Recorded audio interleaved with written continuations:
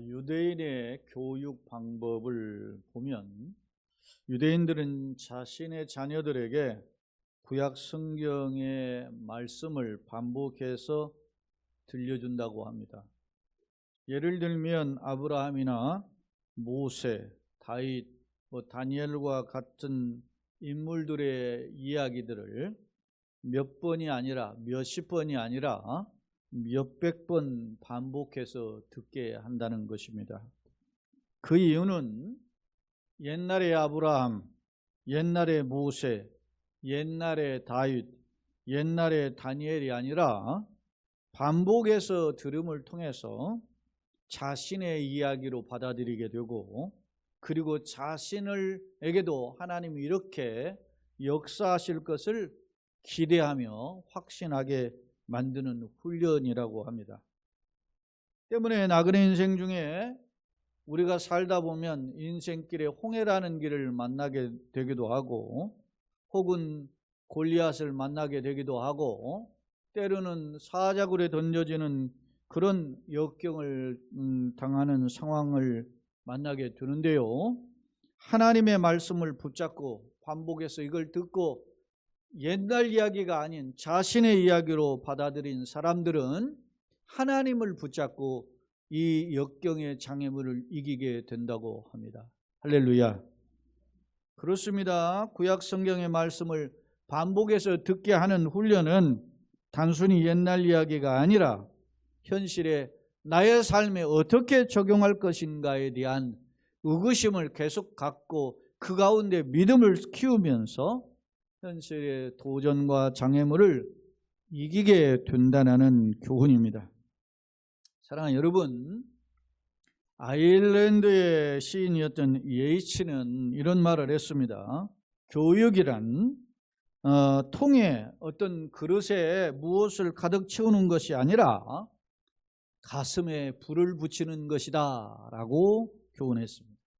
뭔가 지식을 하나 둘 쌓는 것이 우리는 교육인 것처럼 생각합니다. 해서 우리가 돈을 들여서 어디 유치원부터 초등학교도 가고 중고등 대학교 대학원 심지어 유학을 가서 박사도 받고 그렇게 하면 그 사람이 훌륭한 사람이 된 것처럼 생각하는 것은 착각이라는 것입니다.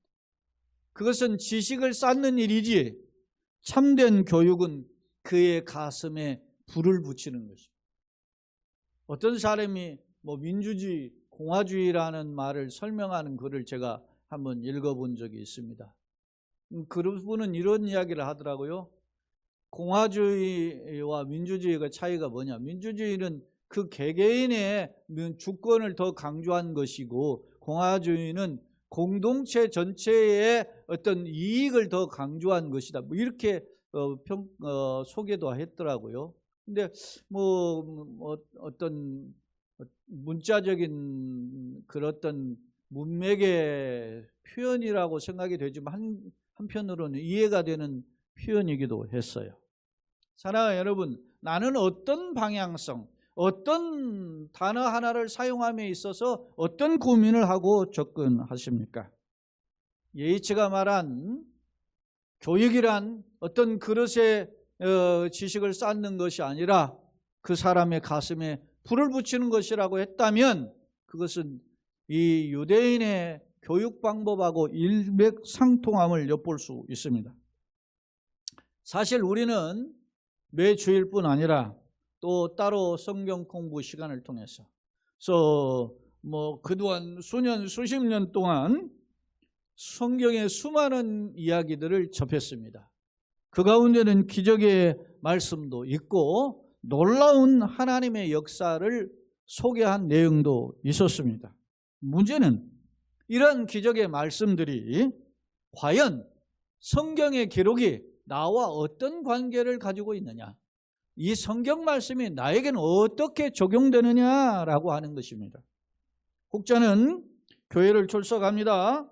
그리고 성경의 기적의 말씀들을 듣고 배웁니다. 그 배움의 시간이 때로는 1, 2년 혹은 10년, 20년 혹은 수십 년의 기간을 통해서 배우고 들었는데도 불구하고 혹자는 나와 상관없는 말씀, 이거는 전설 따라 삼천리나 옛날에 있는 그냥 하나의 이야기로만 흘려 듣는 경우가 왕왕 있습니다. 그렇다면 오늘 나는 어떤 경우입니까? 오늘 저와 여러분이 함께 누가복음 13장 10절로 17절의 말씀을 읽었는데요. 이 말씀 역시 기적에 대한 이야기입니다. 본문의 내용을 간략히 요약하면 예수님께서 안식일에 회당에 들어가셨는데 그곳에 18년 동안 구부라져 있던 한 여인을 만나게 되었고 이 여인을 이제 치료해 주셨는데요. 이 여인은 기뻐하고 하나님께 영광을 돌렸지만 반대로 그 회당장의 최고 지도자였던 회당의 최고 지도자인 회당장은 분노하며 예수님께 반발했음을 알 수 있습니다. 이에 대해서 예수님께서 하시는 교훈이 오늘 본문에 담겨져 있는데요. 저는 이 오늘 13장 누가복음 13장 10절로 17절의 말씀을 통해서 참된 안식의 복을 누리자 이런 표현으로 말씀을 살펴보고자 합니다. 사랑하는 여러분, 그렇다면 참된 안식의 복을 어떻게 누릴 수 있을까요? 오늘 말씀을 통해서 간략하게 그 비결을 살펴보고자 합니다. 먼저 13장 10절 11절을 다시 한번 읽어봅시다. 예수께서 안식일에 한 회당에서 가르치실 때에 18해 동안이나 귀신 들려 앓으며 꼬부라져 조금도 펴지 못하는 한 여자가 있더라. 당시 예수님께서 안식일에 한 회당에 지금 가셨는데 그곳에는 18년 동안 귀신을 들며 앓으면서 꼬부라져 있는 한 여인의 모습을 소개하고 있습니다. 꼬부라진 병에 대하여 현대의학에서는 이 병을 척추교차염이다 이렇게 추정해요. 그런데 오늘 본문의 내용을 보면 그 병의 원인이 귀신 때문임을 기록하고 있어요. 예를 들면은 11절에 귀신 들려 앓으며 꼬부라졌다 그렇게 표현하고 있고 16절에도 보면은 이렇게 표현해서 예수님의 표현을 같이 읽어봅시다. 그러면 18해 동안 사탄에게 매임바 된 이 아브라함의 딸을 안식일에 이 매임에서 푸는 것이 합당하지 아니하냐. 사탄에게 매임바 되었다 그랬어.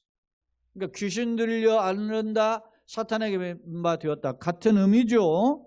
오늘 예수님은 이 여인을 질병을 허리가 구부라져 펴지 못하는 이 고통당하는 18년의 문제에서 해방시킬 뿐만 아니라 진정한 그 여인을 귀신의 억압에서 자유케 하신 줄로 믿습니다. 오늘 예수님의 치유 사역은 영과 육의 치유였음을 성경은 소개하고 있어요. 그런데 여러분 예수님의 하시는 평가를 한번 봅시다. 12, 13절. 자, 예수께서 보시고 불러 이르시되 여자여 내가 네 병에서 놓였다 하시고 안수하시니 여자가 곧 펴고 하나님께 영광을 돌리는지. 사랑하는 여러분, 이 여인이 지금 누구로 인하여 이런 고난을 당하고 있죠? 귀신입니다. 여러분 누가 귀신 들린 사람 여러분 가까이 할 수 있습니까? 쉽지 않습니다. 그런데 예수님은 이 여인을 가까이 하십니다. 여자여 그러면서 내 병에서 놓였다 하시고 그에게 어떻게 하셨어요? 안수하셨습니다. 안수는 하나님의 적극적인 사랑의 표현입니다. 은혜를 주시는 표현입니다. 성경에 보면 안수의 표현들이 다양한데 그중에 대표적인 것이 이처럼 예수님께서 질병을 치유하실 때 할 때 안수하는 것이고 때로는 죄의 전가 A라는 사람이 죄를 졌을 때 제사장이 그 사람이 가지고 온 재물과 그 사람의 머리를 양쪽에 얹어가지고 죄인의 사람의 죄가 재물에게 죄가 옮겨갑니다 하고 그 사람 대신에 이 재물을 어떻게 각을 떠서 재물로 바치죠. 그러니까 이 안수는 무슨 의미예요? 죄의 전가, 죄가 옮겨갔다라는 의미가 있어요. 그러니까 병을 고칠 때도 사용하셨고 죄의 전가에도 사용하셨고 또 어떨 때 사용하셨죠? 임직식 때 하나님의 은혜로 기름을 부을 때 이 안수로 했어요. 그러니까 안수는 하나님의 은혜와 사랑을 나타내는 최고의 표현입니다. 할렐루야.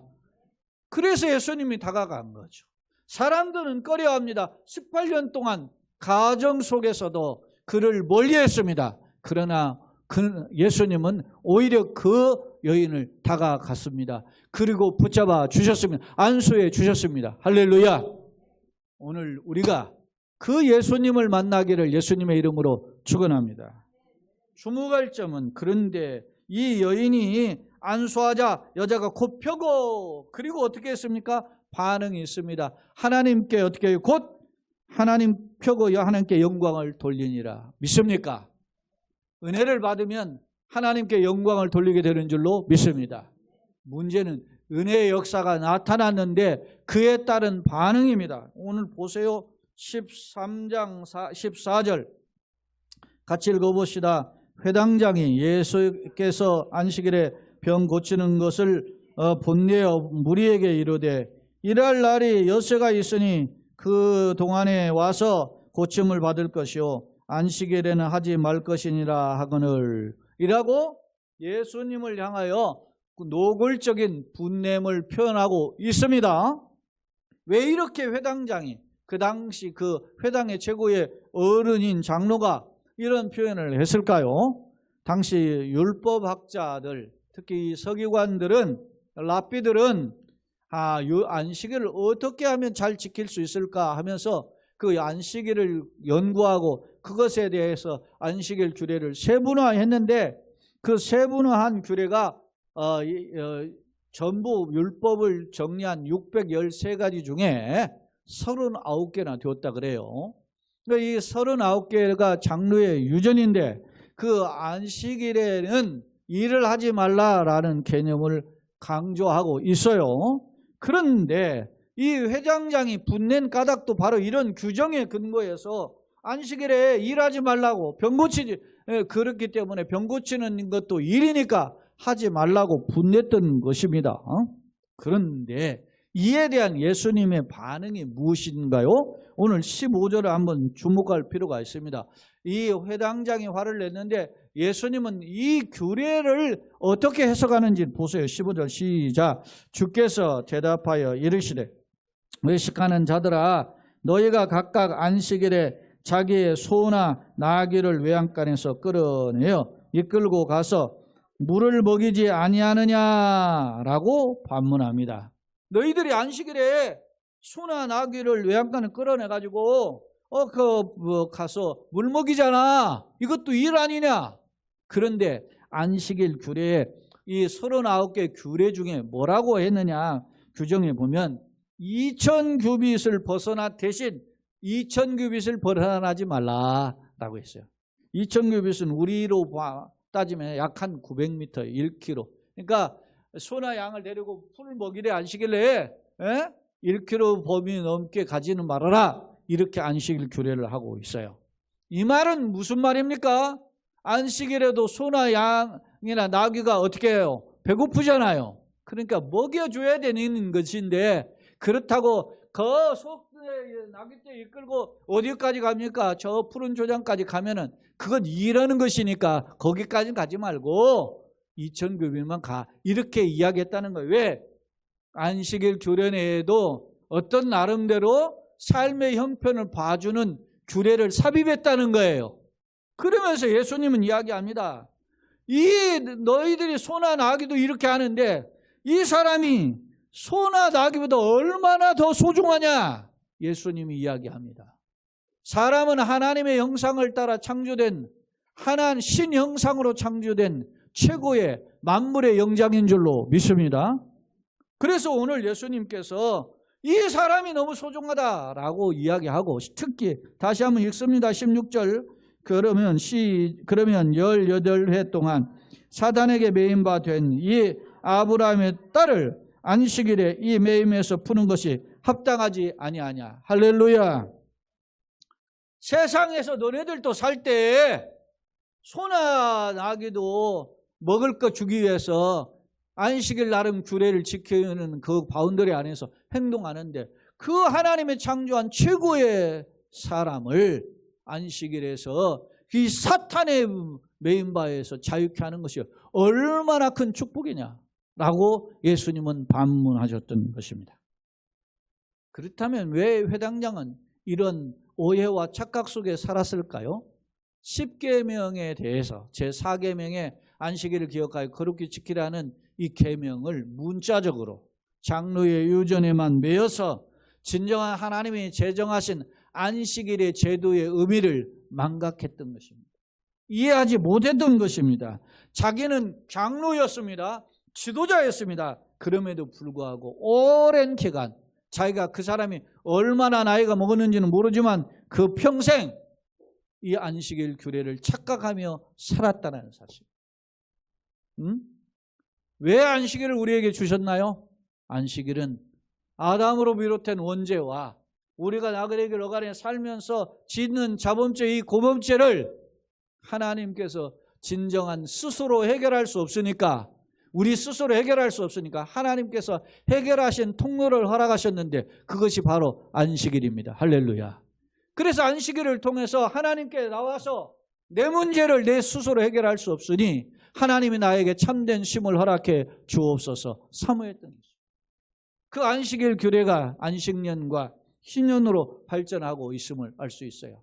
그 근거가 뭡니까? 자 보세요. 히브리서 성경 히브리서 4장 8절 9절을 한번 같이 한번 읽어봅시다. 히브리서 기자가 이야기하는 내용인데 한번 읽어봅시다. 시작. 만일 여호수아가 그들에게 안식을 주었더라면 그 후에 다른 날을 말씀하지 아니하셨으리라. 그리한즉 안식할 때가 하나님의 백성에게 남아 있도다. 이 말은 무슨 말입니까? 이스라엘 민족이 누구를 통해서 이제 가나안 땅에 들어갔죠? 여호수아. 여호수아와 함께 여호수아의 인도함을 받아서 이제 이스라엘 백성 모세가 죽고 난 뒤에 이스라엘 백성을 이끌고 가나안 땅에 들어갔어요. 가나안 땅이 무슨 땅입니까? 약속의 땅입니다. 가나안 땅이 무슨 땅입니까? 젖과 꿀이 흐르는 땅입니다. 가나안 땅이 무슨 땅입니까? 안식의 땅이라 말이에요. 그런데 그 땅에 들어간 이스라엘 백성들에게 여호수아가 뭐요? 안식의 때가 남아있다 이야기했어요. 왜 그랬을까요? 여호수아를 통해서 가나안 땅에 들어간 것은 따라서 합시다. 샘플이다. 샘플에 불과한 거예요. 샘플. 저 영원한 안식의 샘플이라는 거예요. 그러니까 우리에게는 영원한 안식이 남아 있다라는 겁니다. 그러니까 여호수아는 누구를 예표하는 거예요? 메시아를 예표하는 메시아. 민족을 이스라엘 민족을 약속의 땅으로 이끌어가는 메시아를 예표한다. 그래서 여호수아 이름이 예수와 호세와 여호수아, 이사야 다 같은 의미로 구원자라는 의미를 가지고 있습니다. 안식의 때가 남아있다는 말입니다. 안식의 때가 누굴 통해서 남아있는 겁니까? 진정한 구세주이신 메시아를 통해서 우리를 구원하실 때가 남아있음을 예표하고 있는 거예요. 그런데 회당장은 그 안식일 날 가서 그 우리를 구원하실 메시아를 바라보며 그 은혜를 사모해야 될 그 정작 그 자리에 일하지 말라라고 하는 규정에만 갇혀서 정작 메시아로 오신 이 땅에 구세주로 오신 예수님을 발견하지 못한 겁니다. 사랑하는 여러분, 예수님은 앞서 서두에 18년 동안 귀신 들려 앓으며 꼬부라진 이런 누가의 소개와 함께 16절에 뭐라고 했어요? 18해 동안 사탄의 메인바된 이 아브라함의 딸을 이렇게 표현하잖아요. 예수님은 어떻게 합니까? 이 여인이 얼마 동안? 18년 동안 사탄에게 매여서 고생당하는 것을 알고 계셨어요. 할렐루야. 사랑하는 여러분, 오늘 우리가 예배당에 올라왔습니다. 오늘 우리의 눈에 보이지 않지만 예수님은 이 자리에 영적으로 임재하시는 줄로 믿습니다. 그 임재하신 예수님이 나의 형편을 18년이 아니라 나를 창조하신 예수님이 나의 모든 것을 알고 계시는 줄로 믿습니다. 그래서 그 문제를 가지고 주님 앞에 아뢰을 때 주님이 기뻐하시는 것입니다. 그 문제를 아뢰을 때 그 문제를 해결해 주시고 치료해 주시고 길을 열어주시는 줄로 믿습니다. 그래서 예배당에 올라와 주님 앞에 아뢰는 거예요. 그런데 오늘 이 회당장은 그 사실을 몰랐던 것입니다. 참된 안식이 예수님께 있다라는 사실, 이 주의 사역을 통해서 예수님이 누구라는 걸 보여주는 겁니까 지금? 진정한 안식을 주시는 주인이라는 것을 선포하신 거거든요. 그런데 회당장은 자신의 고정관념, 자신이 살아온 인생의 그 걸음에만 사로잡혀서 예수님을 발견하지 못했던 것입니다. 사랑하는 성도 여러분, 오늘 우리의 생각을 내려놓고 예수님을 만나시는 은혜가 있기를 예수님의 이름으로 거듭 축원합니다. 앞서 유대인의 교육에 뭘 이야기했어요? 역사의 이야기를 반복적으로 계속 이야기했어요. 아브라함 이야기, 다윗의 이야기 계속 듣게 했단 말입니다. 수백 번을 듣게 한다는 겁니다. 왜요? 그 이야기는 역사 속의 이야기가 아니라 너의 이야기가 될 수 있다. 믿습니까? 성경은 문자가 아니라 살아계신 하나님의 약속의 말씀인 줄로 믿습니다. 빛이 있으라 하시면 그대로 된 줄로 믿습니다. 예수님의 선포하신 그 선포가 그대로 이루어지는 것입니다. 우리가 뭘 붙잡고 기도합니까? 세상 끝날까지 너희와 항상 함께 있으리라. 믿습니까? 내가 너와 함께 하겠다라는 그 약속을 붙잡고 다시 한번 힘을 내기 위해서 주님 앞에 엎드리는 거예요.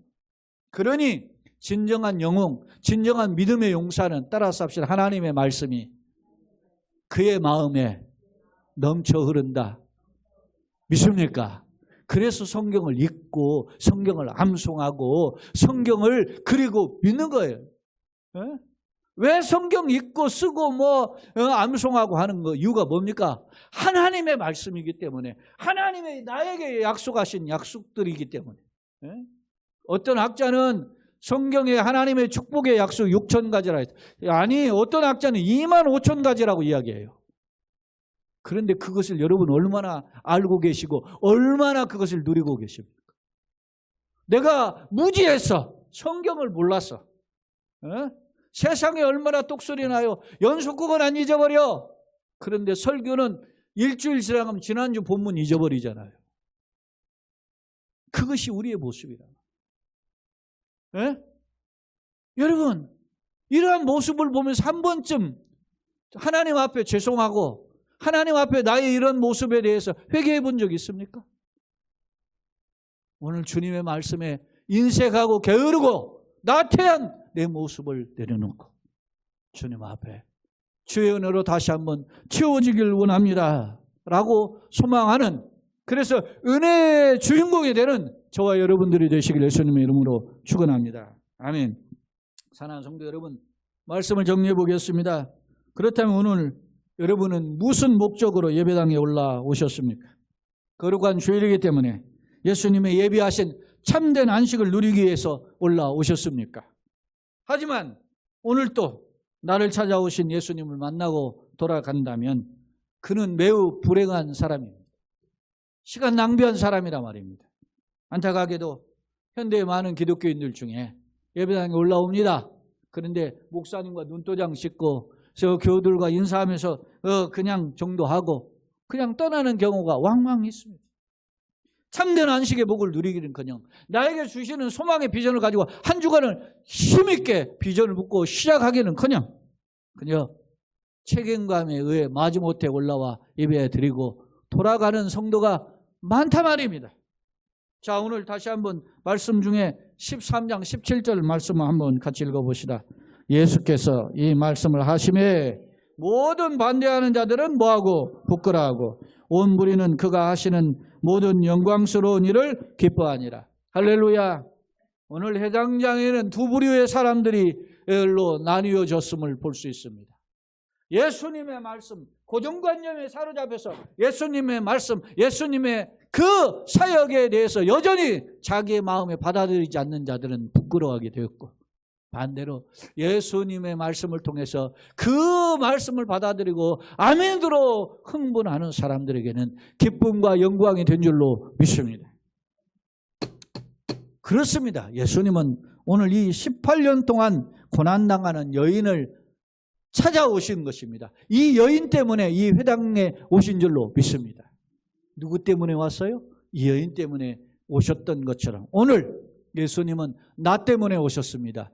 나 때문에 이 자리에 나를 불러주셨습니다. 믿습니까? 나를 부르신 까닭은 내가 은혜받게 하기 위함이다. 하나님이 나를 오늘 왜 이 덥고 피곤한, 그래서 가까운 데서 오시기도 했지만 빨리 차를 여러 번 타고 오시기도 하고 차를 1시간 넘게 운전하기도 오시고 하고 왔어요. 왜 왔습니까? 따라서 합시다. 나를 만나주시기 위함이다. 믿습니까? 내 기도를 들으시고 응답하시기 위함인 줄로 믿습니다. 나의 답답한 문제를 여시고 시온에 데려같이 길을 열어주시기 위함인 줄로 믿습니다. 나로 하여금 일당백의 용사가 되게 하시기 위함인 줄로 믿습니다.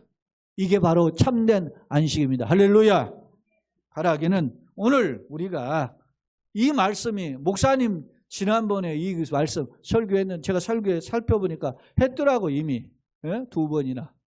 그런데도 다시 하는 까닭은 이 말씀이 나에게 살았고 운동력이 있는 그런 은혜의 말씀이 되기를 예수님의 이름으로 축원합니다. 그런데 사탄은 이 말씀을 듣고 잊어버리게 합니다. 그 사탄은 그 말씀을 들었지만 잠시 흥분하게 했지만 세상 걱정 때문에 포기하게 하고 잊어버리게 하고 타협하게 만든다는 것입니다. 누가 그렇습니까? 회당장이 그렇게 살아왔습니다. 지도자는 되었지만 진정한 예수님의 진정한 축복의 주인공이 되지 못했습니다. 여성 작가로서 프리랜서와 같은 그런 여성 작가로서 활동하는 게일 어윈이라고 하는 분이 있습니다.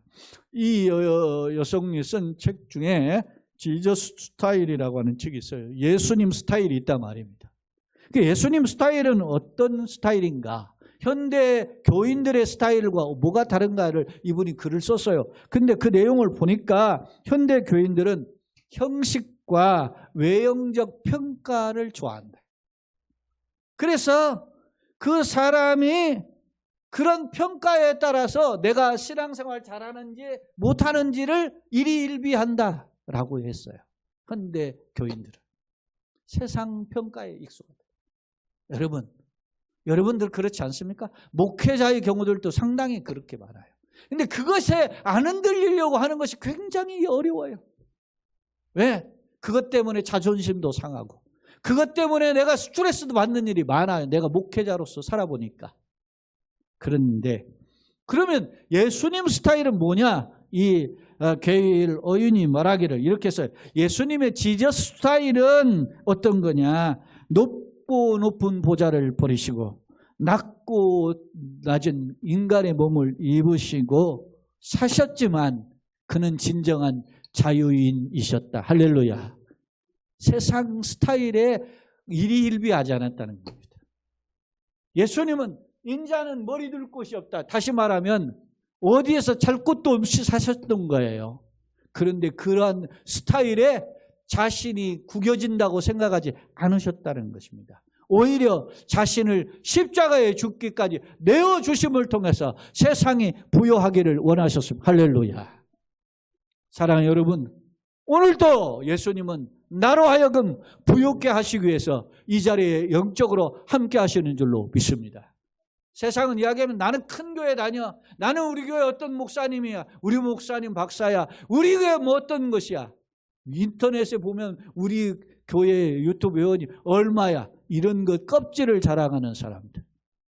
내가 그 목사님 때문에 매주일 눈물을 흘립니다. 내가 그 목사님 때문에 너무 감격합니다. 그러니 한번 들어보세요. 이런 말은 안 해요. 세상 스타일에 익숙해 있는 표현들이란 말이에요. 오늘 나는 어떤 스타일로 살고자 하는가? 예수님 때문에 껍질이 아닌 참된 안식을 받아 누리기를 소망하는가? 나의 문제를 해결받고 내가 이 세상에 다시금 살 때 일당백 일당천의 힘으로 새롭게 시작하기 위해서 나에게 은혜의 기름 부어주시기를 소망하는가? 예수님은 말씀하십니다. 마태복음 11장 28절 너무 유명한 말씀. 수고하고 무거운 짐진 자들아 다 내게로 오라.